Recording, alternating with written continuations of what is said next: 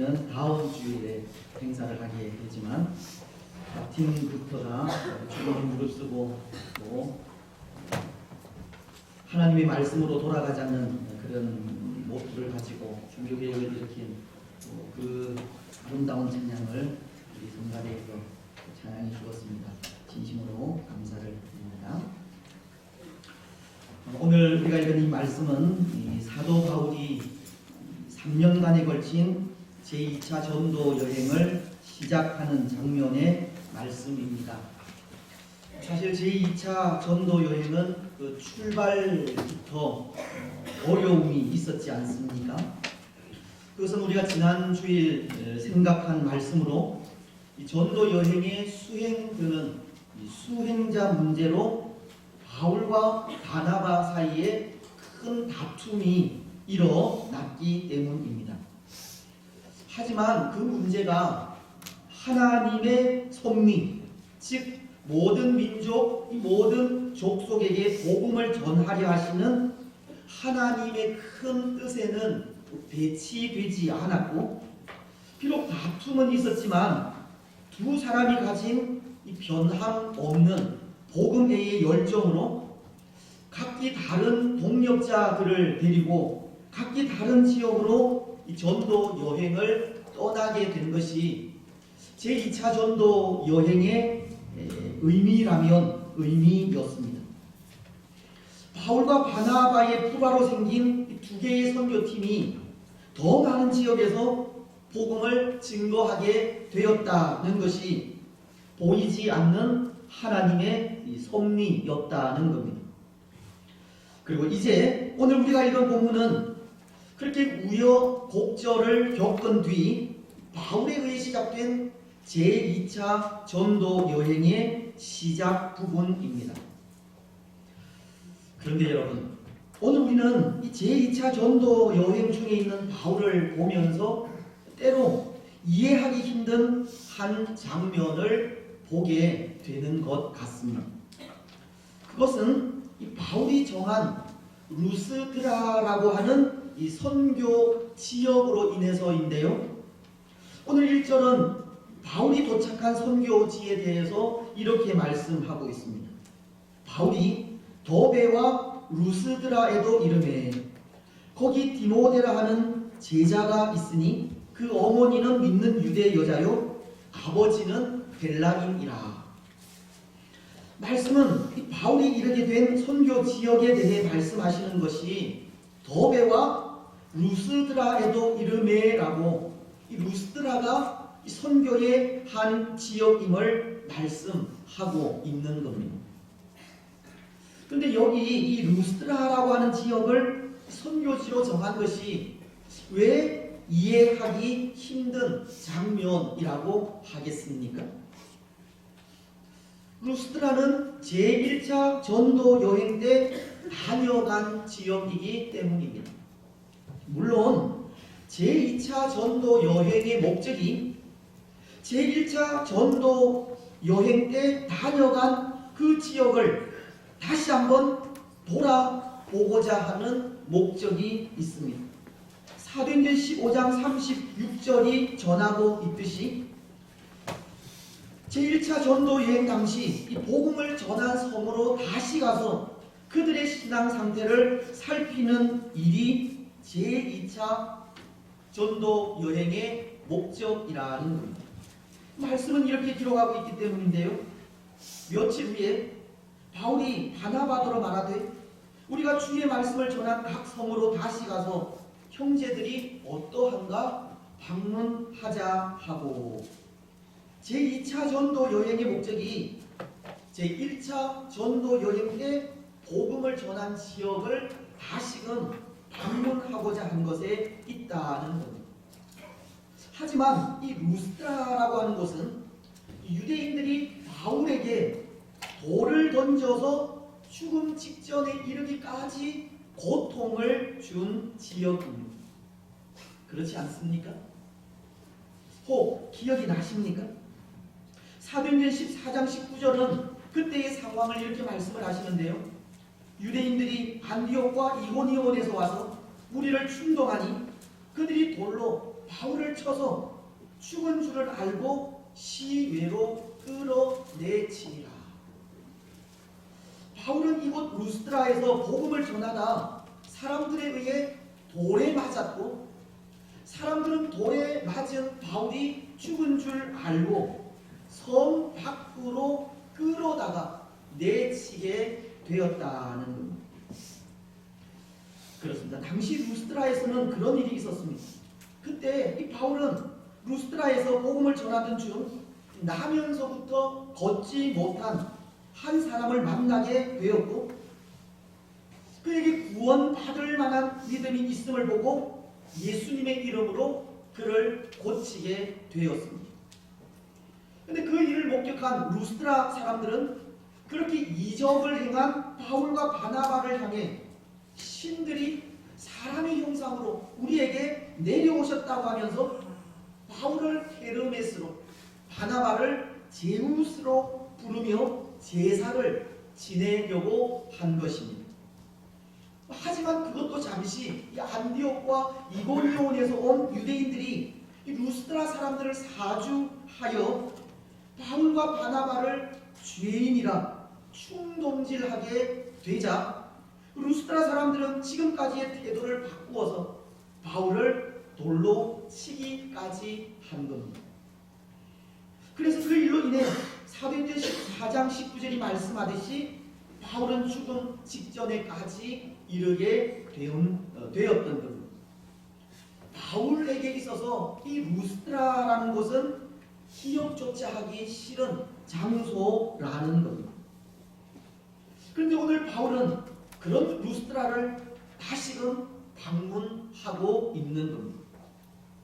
바로 이것이 이해하기 힘든 부분이라는 겁니다. 그것도 오늘 말씀은 더베와 루스드라에도 라는 말을 통해 이거 두 도시를 어떤 목적에 의해 방문하게 되었다고 가르치고 있는데요. 여기 어디에도라고 하는 이 전치사는 방향을 나타내는 전치사로 우연히 방문하게 된 것을 말하는 것이 아니라 하나의 목적을 가지고 방문하게 되었다는 것을 말하는 단어입니다. 바울은 제2차 전도 여행을 계획하면서 반드시 이곳을 다시 방문하겠다는 목적을 가지고 있었다는 겁니다. 때로 우리 같으면 이곳 루스드라는 안 좋은 추억이 있는 장소이기 때문에 일부러라도 피할 것 같은데, 바울은 목적을 가지고 다시금 이 루스드라를 향해 나아오게 된 것입니다. 여러분, 그렇다면 오늘 우리는 바울의 이런 모습을 보면서 그런 생각을 하지 않을 수가 없습니다. 바울이 그의 복음 사역에 상처를 주기도 한 루스드라를 다시 방문한 그 목적이 무엇일까 하는 것. 바울은 자신을 죽음 직전에까지 내어본 루스드라를 어떤 목적으로 방문하게 되었을까 하는 겁니다. 오늘 우리는 이것을 생각하고자 하는데요. 세 가지로 그것을 생각하고자 합니다. 첫 번째, 바울에게 있어서 이 루스드라는 결코 잊지 못할 장소이기 때문입니다. 바울에게 이 루스드라는 영광과 상처를 동시에 안겨다 준 회한의 장소라는 겁니다. 이곳 루스드라는 나면서부터 걷지 못하는 한 사람을 고쳐 하나님의 영광을 나타낸 영광의 장소이기도 하지만, 유대인들에 의해서 죽음 직전에까지 가도록 돌에 맞은 이 상처의 장소이기도 하다는 겁니다. 바울은 그것을 잊지 못한 겁니다. 그곳에서 받은 영광과 그곳에서 흘린 눈물과 그곳에서 당한 고통을 잊지 못한 겁니다.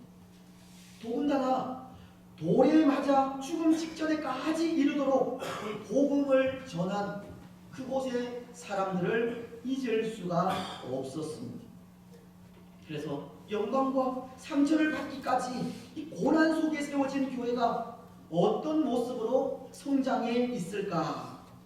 그것이 궁금했고, 또 그에게 영광과 상처를 준 만큼 그 교회가 아름답게 자라있기를 기대하는 마음을 가지게도 되었던 겁니다.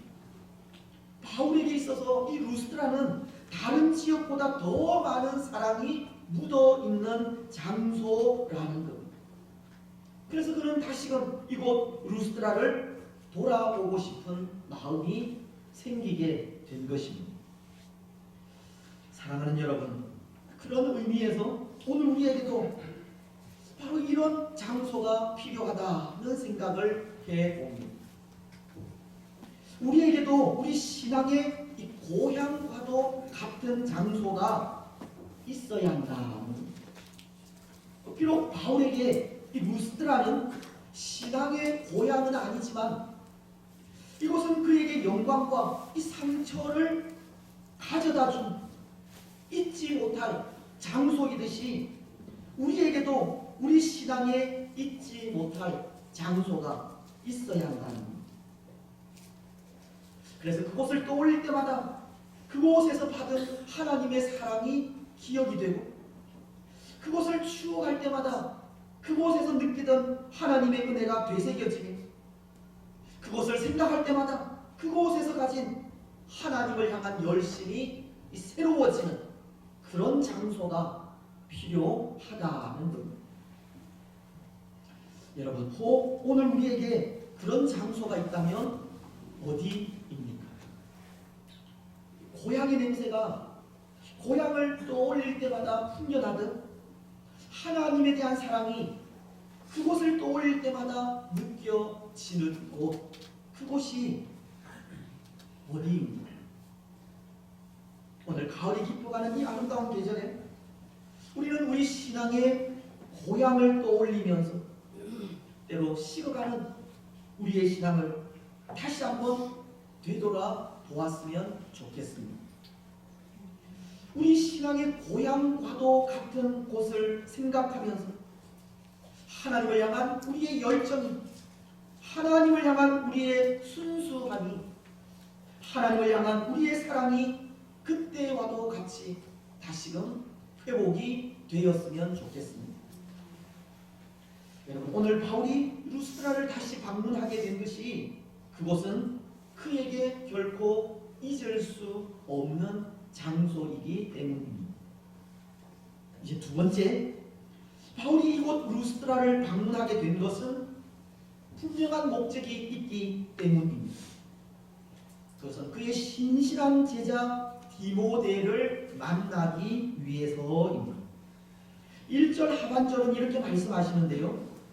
여기 디모데라는 제자가 있으니 그 어머니는 믿는 유대 여자요 아버지는 헬라인이라. 바울이 이 복음으로 낳은 영적인 아들 디모데가 바로 거기 루스드라에 있었기 때문입니다.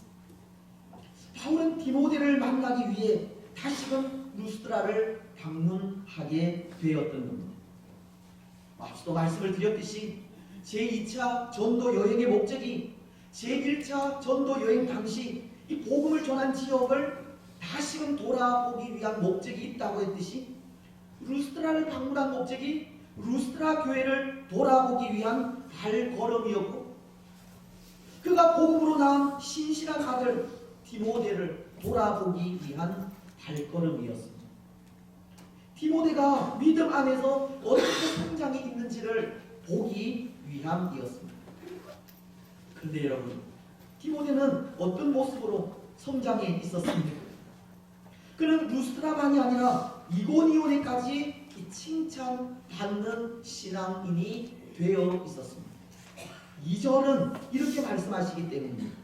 디모데는 루스드라와 이고니온에 있는 형제들에게 칭찬받는 자니. 디모데는 주위 많은 사람들의 칭찬을 받기까지 영적으로 성숙해 있었던 겁니다. 그는 하나님의 영광이요 바울과 사람들의 기쁨이 되기까지 믿음 안에서 잘 성장하는 겁니다. 여러분, 이 바울에게 얼마나 이 가슴 뿌듯한 일이겠습니까? 말씀으로 양육한 디모데가 많은 사람들의 기쁨이 되기까지 성숙해 있으니 바울의 기쁨은 이루 말할 수가 없었을 겁니다. 그에게 복음을 전한 이후 많은 시간을 그와 함께하지 않았음에도 불구하고 그는 사람들에게 좋은 평판을 받기까지 성숙한 그 모습을 볼 때 바울은 하나님께서 하시는 일에 무한한 기쁨을 느끼게 되었을 겁니다. 사랑하는 여러분, 오늘 우리도 이런 기쁨을 누려야 합니다. 오늘 우리도 신실한 영적인 자녀를 낳아가는 기쁨을 누려야 한다는 겁니다. 우리 자녀들을 충성된 하나님의 자녀로 양육해 가야 합니다. 때로 오늘 이 시대 기독교 교육이 쇠퇴해가고 교회가 성장이 아니라 정체를 거듭해가는 이 현실 속에 다시금 기독교 교육에 힘을 쏟아야 합니다. 우리가 믿음으로 기도하고 진실한 마음으로 말씀을 가르치며 사랑으로 양육한 우리 자녀들이 예수 그리스도의 장성한 분량에 이르기까지 자라가고, 그래서 오늘 이 땅 위에 믿음의 든든한 버팀목들이 될 수 있도록 회상하는 수고를 해야 합니다. 사도 바울은 갈라디아서 4장 19절을 통해 이렇게 말씀하지 않았습니까? 나의 자녀들아, 너희 속에 그리스도의 형상을 이루기까지 다시 너희를 위하여 회상하는 수고를 하느니. 아마도 바울이 이런 수고를 통해, 회상하는 이런 수고를 통해 디모데라고 하는 이 영적인 아들을 낳게 되었으리라 생각하는데요, 오늘 우리 역시도 회상하는 수고를 통해 영적으로 성숙해가는 우리 자녀들을 낳아가야 한다는 것. 그리고 그 자녀들이 믿음 안에서 흔들리지 않는 모습으로 살아가는 것을 보고 기쁨을 누려야 합니다. 여러분, 사실 오늘 이 땅에 공교육이 이미 허물어진 상황이지 않습니까? 공교육이 소망을 주지 않는다는 거예요. 그렇다고 사교육이 소망을 줍니까? 그것은 상급학교를 지나가기 위한 교육밖에 되지 않습니다. 이 땅의 참된 교육은 기독교 교육이라는 겁니다. 그런데 오늘날 기독교 교육이 설 자리가 없습니다. 교회 교육이 힘을 받지 못합니다. 그럼에도 주일마다 교사로 수고하시는 많은 분들에 의해서 그 명맥이 유지되고는 있지만, 오늘은 정말 교회 교육이 우리에게 고민이 아닐 수 없습니다. 여러분, 오늘 우리는 이러한 시대에 우리 자녀들을 위한 해산의 수고가 있었으면 좋겠습니다. 우리를 통해 우리 자녀들이 성숙한 믿음의 사람들로 자라갈 수 있게 하시기를 바랍니다. 조금 더 교회 교육을 위해 관심을 가져주시고 조금 더 기도해 주시면 이 일에 우리 모두가 함께 수고해 주시기를 바랍니다. 그래서 신실한 믿음의 자녀들로 자라가는 우리 자녀들을 통해서 큰 기쁨을 누리시기 바랍니다. 이제 세 번째, 바울이 이곳 루스드라를 방문한 목적은 바울의 전도 전략 때문입니다. 여러분, 지금 사도 바울은 전도 여행 중에 있지 않습니까? 그래서 아마도 그에게는 이 전도 전략이 필수적이었을 것 같습니다. 그저 무작정 아무 계획 없이 주 예수 그리스도가 구원자이신 것을 증거하지 않았을 것이라는 겁니다. 때로 우리도 전도를 하면서 전략을 세우기도 하듯이 바울에게도 전도 전략이 있었다는 겁니다. 물론 전도에 있어서 전략이나 방법이 중요한 것은 아닙니다. 중요한 것은 전도하는 사람들의 이 마음에 있는 한 영혼에 대한 사랑이기 때문입니다. 오늘 바울도 마찬가지인데요. 그에게도 영혼을 향한 이 불타는 사랑이 있었고, 그 사랑이 다시금 루스드라를 방문하기까지 한 것입니다. 또 한 영혼을 주님께로 인도하기 위한 전략을 만들기까지 그에게는 한 영혼에 대한 사랑이 있었던 겁니다. 결국 전도 전략이 생기고 전도 방법이 생기며 한 사람을 돌아보는 것은 한 영혼에 대한 관심과 사랑이라는 겁니다. 여러분, 그렇다면 오늘 우리에게도 그 어떤 전도 전략을 세우기 앞서 전도에 대한 어떤 방법을 연구하기 전에 먼저 가져야 할 마음이 있는 것 같은데요. 한 영혼에 대한 사랑입니다. 아직도 주께로 돌아오지 않는 사람들에 대한 관심, 그 사랑과 관심이 그들을 향해 나아가게 하고 또 그들을 향한 참 좋은 전략을 세우게 하기 때문입니다. 오늘 우리는 전도주의를 앞두고 있습니다.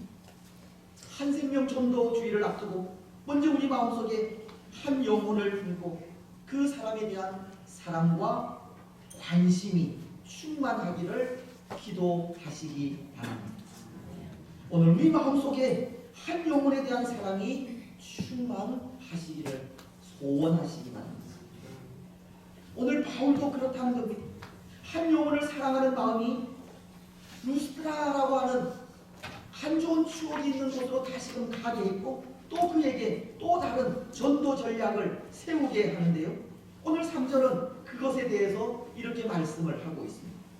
바울이 그를 데리고 떠나고자 할새 그 지역에 있는 유대인으로 말미암아 그를 데려다가 할례를 행하니.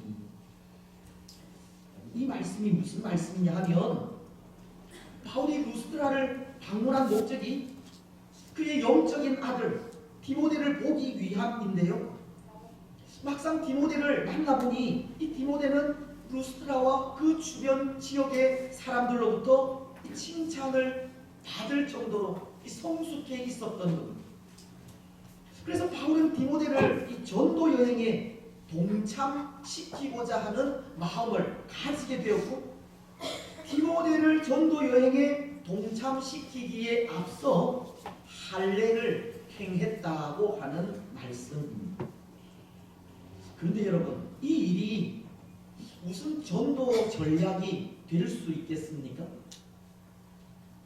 디모데를 전도 여행에 동참시키기에 앞서 할례를 행했다고 하는 이 부분이 어떻게 전도 전략에 속할 수가 있겠느냐는 겁니다. 하지만 우리는 여기서 유대인으로 말미암아 할례를 행했다고 하는 말씀에 주의를 기울여야 할 것 같습니다.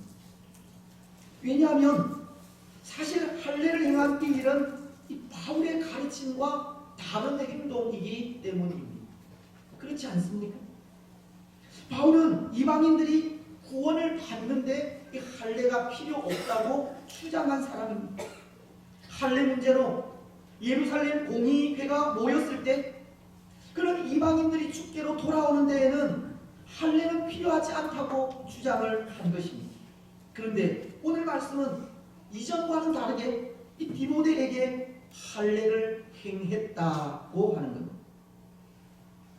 여러분, 뭔가 이 앞뒤가 맞지 않는 행동이지 않습니까? 할례를 행하지 않아도 된다고 했다가 유대인으로 말미암아 할례를 행했다고 하는 이 말은 뭔가 어폐가 있는 듯이 보인다는 겁니다. 하지만 바로 이것이 바울의 전도 전략입니다. 때로 디모데에게 행한 할례가 이 바울의 주장과는 다르게 행동한 모습이 아니고 그렇다고 유대인들이 보고 있기 때문에 그 눈이 두려워서 행한 모습도 아니라 바로 이것이 그의 전도 전략이라는 겁니다. 유대인으로 말미암아 디모데에게 할례를 행한 이 일은 유대인들의 마음까지도 생각한 모습이기 때문입니다. 비록 예루살렘 공의회를 통해 할례 없이도 구원이 가능하다는 결론이 났지만 아직 유대인들에게는 할례가 하나님의 백성이 되는 표입니다. 그래서 바울은 괜히 이 문제로 유대인들의 마음을 자극할 필요가 없다 생각합니다. 또 구원과는 아무런 상관이 없는 할례 문제로 유대인들과 다투어봤자 이 복음을 전하는 그 시기만 늦추어질 뿐 아무 유익이 없다는 판단을 내리게 되었다 합니다. 또한 이 일은 믿지 않는 유대인들이 주께로 돌아올 수만 있다면 유대인들이 원하는 율법이나 할례도 얼마든지 효과적으로 사용할 수 있다는 것을 전해주는 겁니다. 결과적으로 아직 할례를 원하는 유대인들을 위해 할례 문제로 그들을 자극할 필요가 없고 또 할례를 행해서라도 믿지 않는 유대인들이 주께로 돌아올 수 있다면 유대인들이 주께로 돌아올 수 있도록 할례라는 방법도 사용하겠다는 것이 바울의 생각이랍니다. 그렇습니다. 오늘 바울의 전도 전략은 그런 겁니다. 그런 상황에 맞게 또 대상에 맞게 그 전도 방법을 달리 한다는 점입니다.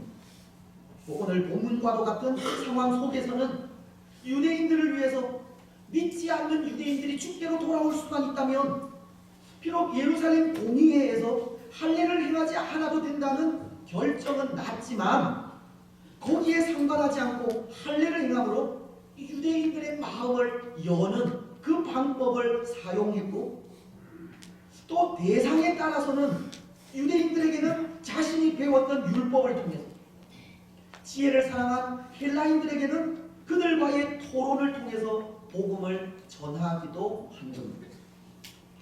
그리고 강한 자들에게는 자신감 있게, 연약한 자들에게는 겸손하게, 어린 아이들에게는 마치 어린 아이가 되어서 어떻게 하든지 더 많은 사람들에게 이 복음을 전하고자 한 것이 바울의 전도 전략이었습니다. 고린도전서 9장 19절로 22절은 그것에 대해서 이렇게 말씀을 하십니다. 내가 모든 사람에게서 자유로우나 스스로 모든 사람에게 종이 된 것은 더 많은 사람을 얻고자 함이라. 유대인들에게 내가 유대인과 같이 된 것은 유대인들을 얻고자 하며 율법 아래에 있는 자들에게는 내가 율법 아래에 있지 아니하나 율법 아래에 있는 자와 같이 된 것은 율법 아래에 있는 자들을 얻고자 하며 율법 없는 자에게는 내가 하나님께는 율법 없는 자가 아니요 도리어 그리스도의 율법 아래에 있는 자이다. 율법 없는 자와 같이 된 것은 율법 없는 자를 얻고자 함이라. 약한 자들에게 내가 약한 자와 같이 된 것은 약한 자들을 얻고자 하며 내가 여러 사람에게 여러 모습이 된 것은 아무쪼록 몇 사람이라도 구원하고자 함이니. 바울은 상황과 대상에 맞는 이 전도 방법을 사용하고 있었던 겁니다. 사람을 구원하는 일에 한 영혼을 하나님께로 인도하는 일에 진리 문제가 아닌 이상 또 교회의 순결을 해치는 일이 아닌 이상 이 방법은 얼마든지 다양하게 사용해도 괜찮다는 겁니다. 방법보다는 한 영혼이 주께로 돌아오는 일이 더 중요하기에 바울은 상황과 대상에 맞는 전도 전략을 사용한 겁니다. 그렇습니다. 사랑하는 여러분, 오늘 우리는 바울의 이런 전도 전략을 바라보면서 오늘 우리가 가진 생각을 너무 고집할 필요가 없다는 생각을 하게 됩니다. 한 영혼이 하나님을 만나는 일이 중요하다면 우리의 자존심도 내려놓을 줄 알아야 하고 우리의 주장, 우리가 가진 사상도 내려놓을 줄 알아야 한다. 우리의 성격도, 우리의 성품도 내려놓아야 합니다. 우리가 가진 지식과 물질, 은사와 달란트마저 복음 전하는 일에 사용해야 합니다. 사랑하는 여러분, 한 영혼을 구원하는 일에 우리의 고집, 주장, 생각, 사상 다 내려놓으시기를 바랍니다. 지식도 물질도 재능도 은사도 다 내려놓고 복음 전하는 일에 사용하시기를 바랍니다. 그래서 그런 우리를 통해 한 영혼이 주께로 돌아오는 은혜가 있기를 바랍니다. 이제 말씀을 맺겠습니다. 사랑하는 여러분, 오늘 우리는 바울의 제2차 전도 여행의 시작을 보면서 세 가지를 생각했습니다. 오늘 우리에게 신앙의 고향과도 같은 곳을 만드는 일입니다. 하나님의 사랑이 묻어있는 나만의 장소를 만드는 일입니다. 그곳이 우리의 골방이든 예배당이든 그곳을 통해 다시 한번 우리 신앙이 회복되어져야 합니다. 또 바울이 낳은 영적인 아들 디모데를 바라보면서 우리 자녀들이 신실하게 자라가는 일에 해산하는 수고를 해야 하고 한 영혼이 주께로 돌아오는 일에 방해가 되지 않도록 우리 자신을 온전히 내려놓아야 합니다. 여러분, 오늘 이 일에 하나님께서 우리 마음을 감화, 감동시켜 주시기를 바랍니다.